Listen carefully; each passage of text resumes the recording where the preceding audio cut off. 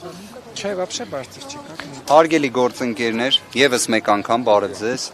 Շնորհակալ ենք, որ արձագանքեցիք եւ լուսաբանում եք բավականաչափ կարևոր մի իրադարձություն, քանի որ այլևս կարող ենք արձանագրել, որ Հայաստանի Հանրապետության համար չափազանց կարևոր ընտրությունների էլեկտորալ գործընթացի մեկնարկը հաստատապես տրված է։ Մենք տեղեկացված ենք բոլոր այն իրականության, իրավունքի, օրենքի հետ առնչություն չունեցող բոլոր խոսակցություններից, որոնք վերաբերում էին կենտրոնական ընտրական հանձնաժողով համապատասխան ընտրական ցուցակների եւ անհրաժեշտ այլ փաստաթղթերի ներկայացման վերաբերյալ։ Դուք տեղեկացված եք, որ կարող է չգրանցեն։ Եկեք հետեւյալ կերպ ձևակերպեմ պատասխանը։ Իրավական առումով ունեմ եւ ունենք 0 մտահոգություն։ 0.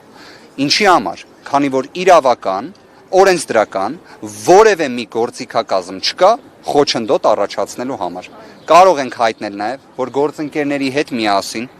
մանրակրկիտ կերպով ուսումնասիրել ենք նաև բոլոր փաստաթղթերը նախքան դրանց ներկայացումը։ Փաստաթղթերը ընտրական օրենսգրքի եւ կուսակցությունների մասին օրենքի տեսանկյունից հավուր պատշաճի են, համապատասխանում են օրենքի բոլոր պահանջներին, շարժվում ենք առաջ։ Ամեն ինչ դեռ արխիվում է եւ այսօր էլ էլի նոր ձայնագրություններ հրապարակվել, իշխանական ալիքները տարածեցին, էլի հավաքների մասնակցության մասով այսպիսի ձայնագրություններ է ուժեղ Հայաստանին էստեղից։ Չեն կարող սրանք ամեն դեպքում իրավական հիմք ստեղծել չգրանցելու համար։ Ոչ, չեն կարող։ Ընտրական օրենսգրքի մեկ այլ կարգավորման վերաբերյալ, որին կարծես թե հղում էր տրվել վերջերս կենտրոնական ընտրական հանձնաժողովի նախագահի կողմից ազգային ժողովում հարց ու պատասխանի շրջանակներում վերաբերում է ընտրական գործընթացի մեկ այլ ռեժիմին, դրան մի առանձին առիթով անդրադարձ կկատարենք։ Իսկ ինչ վերաբերում է ձայնագրությանը, հարգելի գործընկերներ, ձեզանից շատերին ճանաչում եմ երկար տարիներ,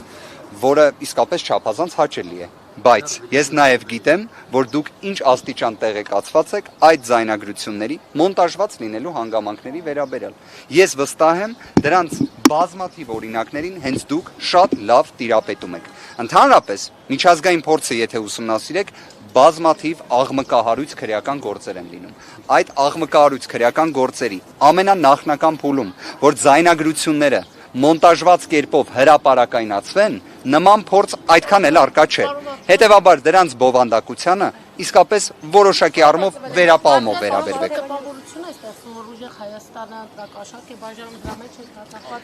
Այսինքն ինչ-որ նեղ շրջանակ, օրինակ դուք այդ նեղ շրջանակ գիտին, որ դա մոնտաժված է, բայց լայն հասարակության մոտ տպավորություն է, որ ուժեղ Հայաստանը օրինակ ընտրակաշառք։ Թույլ տվեք չհամաձայնվել ձեզ հետ, կարծում եմ լայն հասարակության մոտ հենց այն տպավորությունն է, որ այդ ամենը պարզապես հերթական, մանիպուլյատիվ, սև քարոզչության, ստի եւ կեղծիքի տարածման հերթական դրսևորումն է։ Քանի որ ակնհայտ է, որ դրանք մոնտաժված ձայնագրություններ են,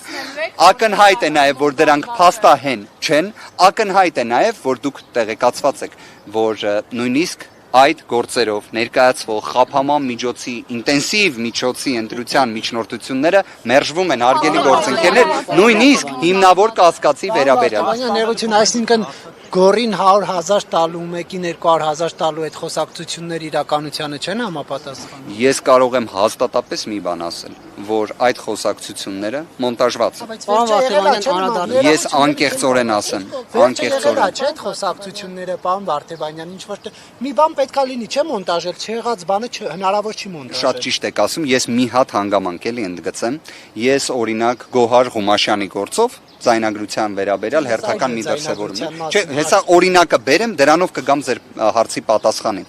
Այն ձայնագրությունը, որը հրապարակվել էր մամուլով, եւ այն ձայնագրության սղագրությունը, որը ունեինք ձեռքի տակ, լրիվ այլ բովանդակություն էր ստացվում։ Լրիվ այլ։ Ձեր ներկայացրած օրինակի կոնկրետ գործի տվյալներին, չէ, ձեր հարցադրման, իրապես տվյալներին չեմ տիրապետում, բայց կարող եմ հաստատապես մի բան ասել, որ այն մոնտաժված է։ Կոնտեքստը արդյոք կարող է իրավական նշանակություն ունենալ, կարծում եմ իհարկե այո։ Արդյոք ընդհանրապես նման երևույթների հետ ուժեղ Հայաստան կուսակցությունը կամ ուժեղ Հայաստան կուսակցությունների դաշինքը առնչություն ունի։ Ոչ, ուժեղ Հայաստան կուսակցությունների դաշինքը իր գործունեությունը իրականացնում է բացառապես օրենսդրությանը համապատասխան։ Ղումաշյանն անդրադարձել էր այդ իրացայնագրության հետ կապված, նշել էր, որ դա անցած տարվա ծնունդի հետ է նվերը, որ 103-ամյա տիկնոջը պետք է նվիրեր հերոստացույցը, պարզաբանել է, բայց պարոն Վարդանյան արդեն 10 ամիս անցել է ծնունդից եւ մյուս ծնունդն է մոտենում 2 ամիսից։ Արդյոք Տիկին Ղումաշյանը չուներ ժամանակ այլ առիթներով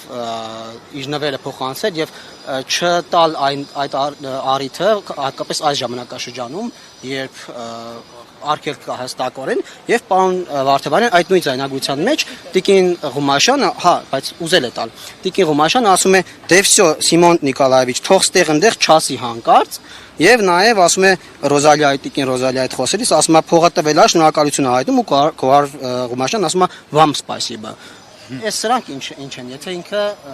գիտի, որ արգելքը կա, 10 ամիս անցել է ծնունդից, ինչու են այս ձայնագրությունը։ Եկեք առաջինը մեկ հարց տամ։ Դուք վստահ եմ ունեք մտերիմներ, վստահ եմ դուք նաև ունեք տարեց մտերիմներ, որոնց օրինակ այս ընթացքում դուք եւս որպես այս պայն ձեզ դիմեմ իմ գործընկերոջ լրագրողի, բայց դուք եւս նաև քաղաքական ակտիվություն,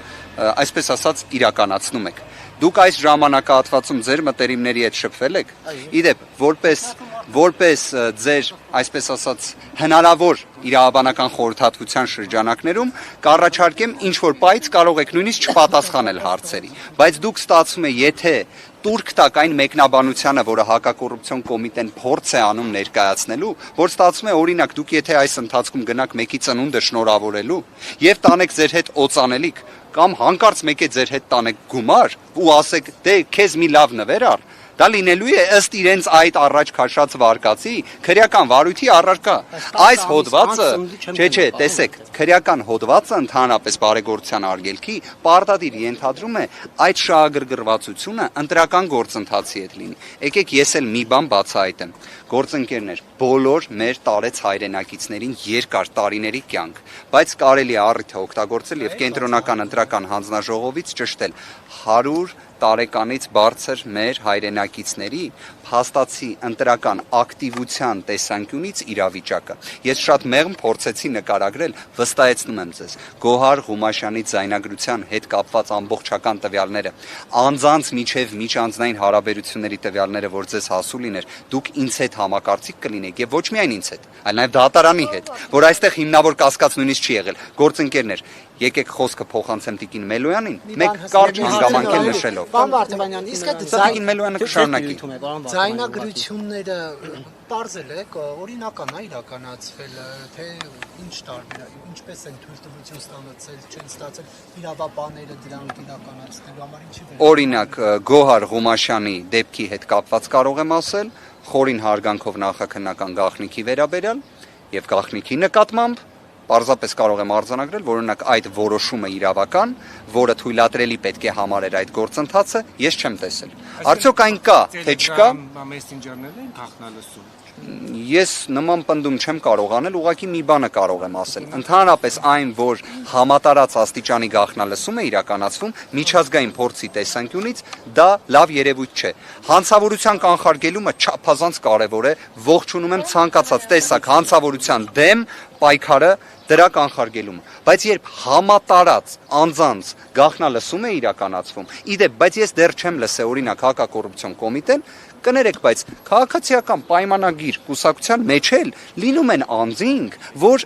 իրավունքի հետ կապված խնդիր են ունենում։ Բա դրա վերաբերյալ ինչի մի ձայնագրություն չի լինում։ Այս աստիճան սևեռվածությունը ընդդիմադիր ուժերին գաղտնալսելու տեսանկյունից ամեն կերպ մի ինչ-որ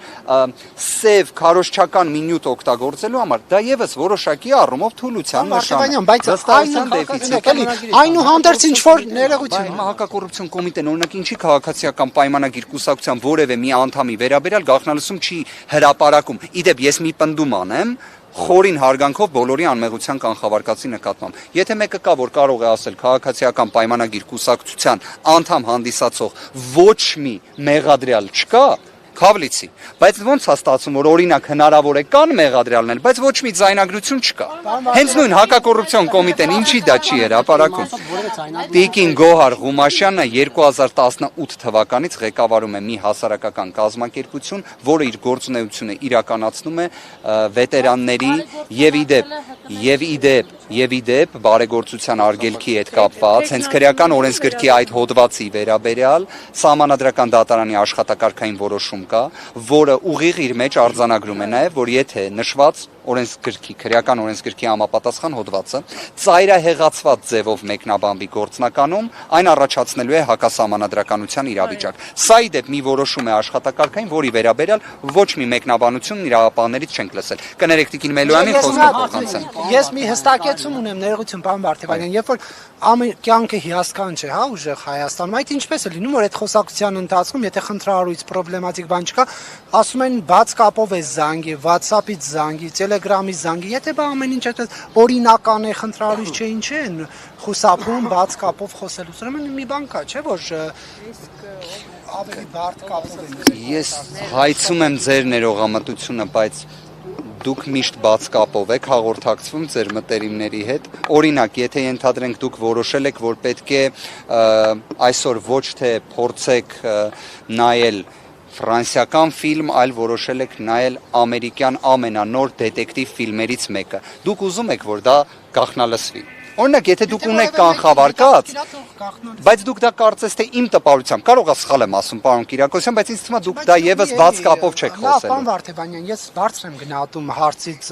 շեղվելու ձեր հմտությունները, բայց խնդրում եմ հիմա ուղիղ պատասխանել, եթե կարելի է։ Շատ ուղիղ պատասխանում եմ, յուրաքանչյուր բան չկա, ինչու են յուրաքանչյուր անձ ունի իրավունք օգտվելու